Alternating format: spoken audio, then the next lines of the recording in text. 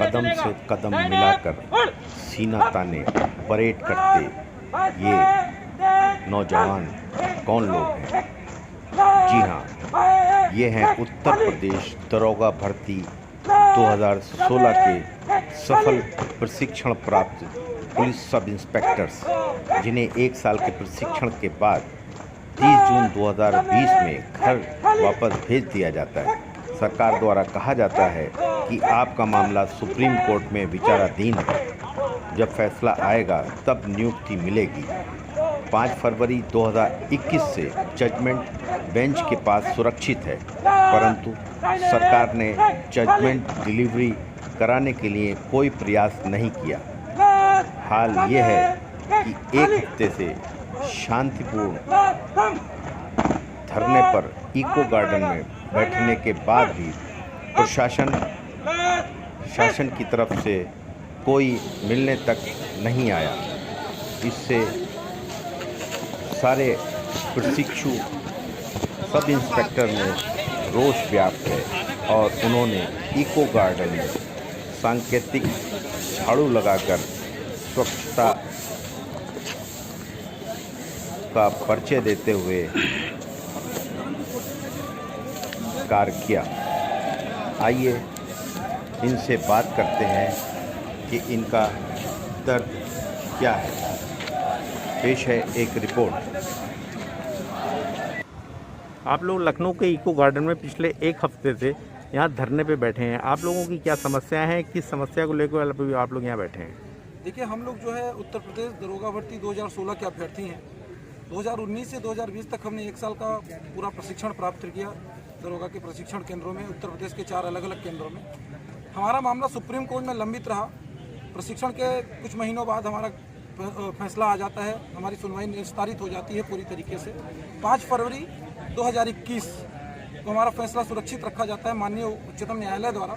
उसके पश्चात आज 7 महीने होने को आ गए हैं और प्रशिक्षण के पूरे 14 महीने पूरे हो रहे हैं, लेकिन आज तक जो आदेश सुरक्षित रखा गया वो हमारे हाथों में नहीं है, न तो राज्य सरकार तक आया है। हमने जो भी कानूनी कार्रवाइयाँ होती हैं, मेंशनिंग की, वकीलों के माध्यम से जो भी लीगल प्रोसीजर्स हैं, हमने वो सारे कर लिए।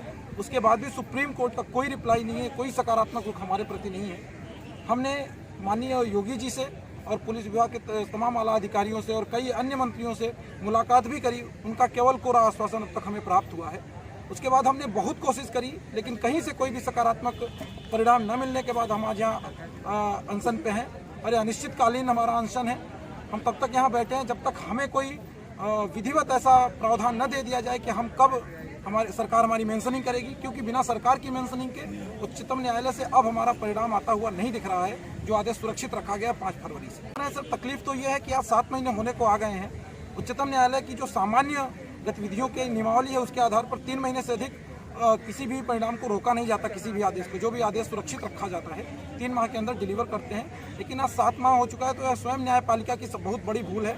हम युवा वर्गों के साथ छल है, अन्याय किया जा रहा है और हम बिल्कुल राज्य सरकार से यह मांग करते हैं कि वो हस्तक्षेप करते हुए इसकी मेंशनिंग करे, जिसके माध्यम से हमारा यह आदेश रिलीज किया जाए। आप 1 हफ्ते से यहाँ इको गार्डन में बैठे हैं अपने तमाम साथियों के साथ, बिल्कुल, जो भुक्तभोगी हैं, तो उनसे आप लोगों से मिलने के लिए कोई शासन स्तर से, प्रशासन स्तर से कोई आया मिलने? देखिए, जैसा कि हमारा मानना है कि हम लोग लॉ एंड ऑर्डर को मेंटेन करने के लिए इस विभाग में हमारा चयन हुआ है, तो उसी को फॉलो करते हुए हमने यहाँ पे किसी भी प्रकार का राजनीतिक प्रकरण ना करने की कोशिश की है और हमारा पूरा यह प्रयास रहेगा कि यहाँ पे किसी भी प्रकार का राजनीतिक वातावरण ना बनाया जाए। फिर भी कल हमारे मध्य कांग्रेस के प्रदेश अध्यक्ष आदरणीय लल्लू जी आए थे। हमारा कोई न तो उन्हें इन्विटेशन था, न तो हमारा उनसे कोई संपर्क इस प्रकार का था, लेकिन हमारे मुद्दे को देखते हुए उन्होंने हमारे समर्थन में आकर उन्होंने वक्तव्य दिए। उन्होंने कहा कि हम अपने स्तर से प्रयास करने की कोशिश करेंगे। साथ ही हम पूरा प्रयास और हम यह निवेदन राज्य सरकार से करते हैं कि वो स्वतः संज्ञान लेते हुए इस कार्यक्रम को संपूर्ण करें, इसकी इतिश्री करें और हमारी नियुक्ति। हमारे कुछ साथी भर्ती बोर्ड डीजी साहब से मुलाकात करने 25 तारीख को ही गए थे, तो वहाँ पे बल्कि जबरन पुलिस अधिकारियों के द्वारा हमारे अभ्यर्थियों को पीटा भी गया है, जबकि सामान्य रूप से हमारे साथी अभ्यर्थी केवल डीजी साहब से मुलाकात करके अपनी समस्या उनके सामने रखना चाहते थे, उसके बाद भी उन्हें जबरन पीटा गया। जैसा कि देखा गया कि आज भारी संख्या में आपके जितने साथी हैं वो यहाँ इको गार्डन में उपस्थित हुए और आप लोगों ने एकजुटता दिखाते हुए, आप जिस तरह के पुलिस के अधिकारी हैं, सब इंस्पेक्टर रैंक के हैं, तो आप लोगों ने एक यहाँ मार्च भी किया, बिल्कुल। ये क्या दर्शाता है? हमने सामूहिक रूप पे सांकेतिक रूप से भी सबसे पहले झाड़ू लगा के इको गार्डन की सफाई करी है। यह हम केंद्र की सत्ता तक यह संदेश देना चाहते हैं कि हमारी राज्य की सत्ता इतना उदासीन हो चुकी है, इतनी उदासीन है कि एक जो वातावरण मोदी जी ने सफाई का बनाया, तो हम चाहते हैं कि हमारे नियुक्ति के मध्य में जो गंदगी है, जो कचरा है, राज्य सरकार उसे साफ करे। साथ ही हमने मार्च करके सांकेतिक रूप से प्रदेश सरकार को यह बताने की कोशिश की है कि हमने यह प्रशिक्षण, कड़ा सैन्य प्रशिक्षण 1 वर्ष का लिया है, जो कि भीषण गर्मी, सर्दी, बरसात के मौसम का रहा है। इसमें हम अपने परिवार से दूर रहते हुए और बिना किसी भी प्रकार के वेतन के घर से हमने मूल्य खोया है, आर्थिक रूप से समायोजन हमने स्वयं किया, उसके बाद प्रशिक्षण प्राप्त किया है।